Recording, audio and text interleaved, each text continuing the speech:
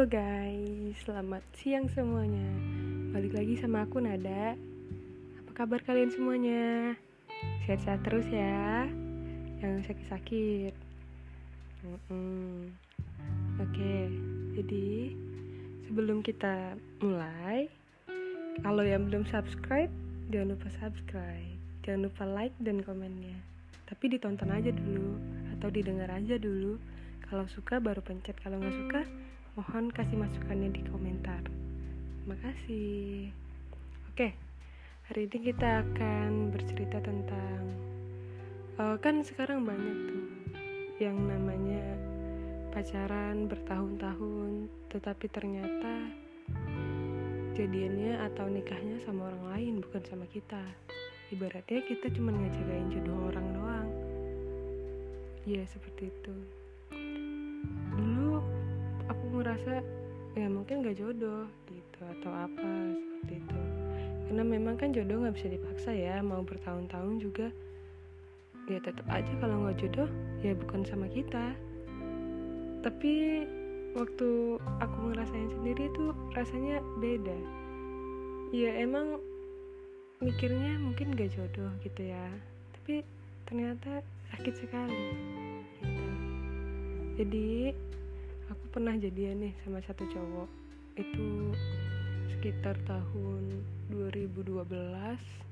Kita jadian itu tanggal 19 September 2012. Aku masih ingat tuh gimana cara dia nembaknya, gimana cara dia ngasih perhatian ke aku di awal pacaran, di tahun kedua, di tahun ketiga, dan akhirnya aku dan dia itu putus tahun lalu 2019, tepat hampir 7 tahun. Enggak hampir 7 tahun, tapi tepat 7 tahun 1 bulan setelah kita anniversary. Jadi waktu itu aku tuh harus yang namanya itu ke Surabaya ya. Nah, aku tuh jadwalnya tuh ke Surabaya itu selama 4 bulan atau 5 bulan lebih. Aku udah bilang, kalau kamu bosan nunggu aku, kalau mau kamu cari yang lain silahkan, karena bosan itu manusiawi kan. Nah, tapi dia bilang enggak, aku bakal nunggu kamu. Sebenarnya ini bukan kali pertama kita LDR, cuman kan ya namanya manusia, bosan itu pasti ada. Nah, aku meminimalisir rasa bosan itu. Jadi kalau dia memang bosan dan pengen cari suasana baru, aku memberikan izin selama aku pergi ke Surabaya gitu. Tapi dia bilang enggak, aku akan nunggu kamu gitu. Jadi waktu itu aku pergi itu sekitar bulan 9 akhir, tanggal 22. Nah, setelah anniversary, kita ngelayain anniversary seperti tahun-tahun biasanya. Kita nonton, kita makan, kita berbagi cerita, kita have fun. Nah, pada tanggal 22 September tahun 2019 kemarin itu aku mau pergi ke Surabaya. Dia nganter aku, dia ngasih sebuah kenang-kenangan, katanya dijaga. Dia kasih pesan bahwa ingat komitmen kita. Aku bilang iya, aku gak akan lupa, karena yang namanya perempuan pasti lebih menggunakan hati dibanding lelaki ya. Kalau lelaki kan dia lebih ke logika, sedangkan perempuan lebih menggunakan perasaan. Jadi bukan semudah itu perempuan untuk berpaling ke laki-laki yang lainnya ketika dia sudah punya pacar. Itu harfiahnya perempuan, apalagi ketika dia udah nyaman, dia gak akan mudahnya untuk namanya jatuh cinta lagi dengan laki lain gitu. Nah, jadi sebelum aku pergi, kita ketemu dulu. Kita cerita, kita makan, kita menghabiskan waktu hampir seharian bersama. Dan pas tanggal 22 September juga dia datang ke rumah buat ngantar aku ke bandara. Ya, kita seperti perpisahan pada umumnya. Aku bilang, kamu jaga baik-baik gitu, jaga diri baik-baik. Dia juga bilang seperti itu. Dan singkat cerita, aku sampai ke Surabaya. Seminggu pertama masih aman, 2 minggu pertama masih aman, komunikasi kita lancar. Aku selalu ngabarin gimana aku di sana, keseharian aku gimana. Dia juga selalu ngabarin dia sedang apa di sana. Dia selalu bilang kalau dia rindu, dan aku juga sebaliknya. Lalu 3 minggu pertama masih aman, hingga akhirnya aku ulang tahun tuh ya, tanggal 13 aku ulang tahun. Dan ya, aku ngerasa dia mulai beda. Yang biasanya kalau ngucapin ulang tahun itu tepat jam 12, nah kali ini dia itu ngucapinnya sekitar jam 5 pagi. Dia minta maaf karena ketiduran. Ya oke, mungkin memang aku yang terlalu berpikiran negatif ya, dan aku ya udah nggak apa-apa. Lalu pas sebulan aku berada di Surabaya, pagi sampai siangnya dan sampai sorenya kita itu masih teleponan, masih bercanda bareng, masih cerita bareng, masih melakukan semuanya bersama ya, tapi dalam jangka LDR aja gitu ya. Dia juga masih bilang kalau dia rindu aku juga. Dia masih ngasih perhatian ke aku juga seperti itu ya. Dan waktu itu jam 5 aku izin pamit. Aku bilang aku matiin dulu teleponnya ya, soalnya aku ada kelas gitu. Dan teleponnya berakhir di jam 5 itu. Dan ketika jam 8 aku selesai kelas, aku buka WhatsApp buat ngasih tahu ke dia kalau aku udah kelar kelas. Tapi aku lihat foto profilnya sudah tidak ada. Aku lihat juga statusnya sudah nggak ada. Aku mikir aku diblok, ya kan. Aku coba telepon dari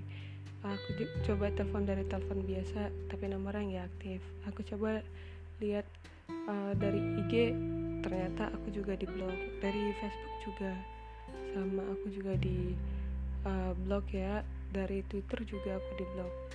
Aku bingung dong harus gimana, kan paginya masih baik-baik aja, sorenya juga tiba-tiba dia berbuat seperti itu ke aku. Jadi aku bingung nih. Selama beberapa hari aku coba hubungi temennya, tapi tidak ada yang tahu. Aku coba hubungi orang tuanya, tapi dia juga bilangnya ya itu bukan urusan mereka. Karena itu aku juga bingung ya, aku salah apa, aku udah buat salah apa ke dia sampai dia tega-tega sekali begitu. Sekitar sebulan setelah dia menghilang seperti itu,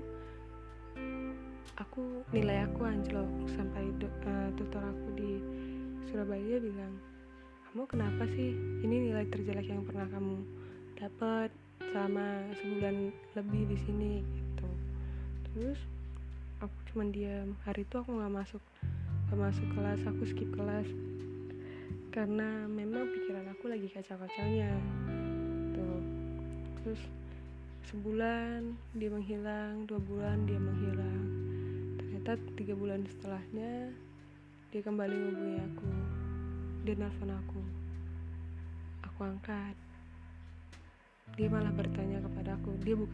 Awalnya dia bukan nanya kabar, dia bukan nanya apa, tapi dia malah nanya, ini siapa gitu. Terus aku bilang, menurut kamu ini siapa gitu. Terus dia bilang, tiba-tiba teleponnya mati. Tidak lama setelahnya, 2 hari setelahnya, aku buka Instagram, dan teman aku juga buka Instagram. Lalu teman aku yang di sini ngabarin, udah lihat storynya pacar kamu belum? Emang kenapa? Aku tanya. Dia upload sama cewek lain loh, katanya gitu. Aku nggak percaya dong. Nah, aku nggak mungkin, aku bilang gitu. Terus aku cek di Instagram, tapi nggak kelihatan karena kan aku di blog. Lalu aku bilang, coba di screenshot. Lalu sama teman aku dikirimin ke aku di screenshotannya. Dan ternyata benar, dia foto berdua dengan perempuan lain begitu dekatnya. Aku nggak tahu kenapa. Terus aku coba untuk menghubungi dia buat nanya sebenarnya ada apa. Tapi ternyata dia cuman bilang udah kita putus aja gitu. Padahal aku nggak ada salah apa-apa. Ya bukan berarti aku manusia yang nggak punya salah, tapi pada saat itu aku tidak melakukan apa-apa dan kami masih berkomunikasi seperti biasa. Ya sakit ya memang, 7 tahun bersama putusnya seperti itu. Ya sakit memang. Ya aku masih ingat sampai sekarang dengan jelas gimana awalnya dia bisa suka ke aku, gimana cara dia berusaha mengambil hati aku. Ya manusia berubah pada waktunya, dan yang aku tahu sekarang bahwa berharap pada manusia itu ya kita harus siap patah hati, kita harus siap terluka, karena sebaik-baiknya kita hanya bisa berharap pada diri sendiri saja, karena manusia tiap hari berubah, pikirannya tidak menentu dan tidak bisa ditebak. Ya seperti itu. Ya mungkin kali ini kita sampai di sini dulu. Besok kita lanjutin lagi ya. Besok aku akan cerita gimana awalnya dia bisa suka ke aku, gimana awalnya dia berusaha mencuri hati aku, gimana semesta mengizinkan kami untuk bersama. Ya, besok. Jadi jangan lupa stay tune terus di channel aku. Jangan lupa klik like, comment, and subscribe. Thank you so much. Semoga kalian sehat selalu.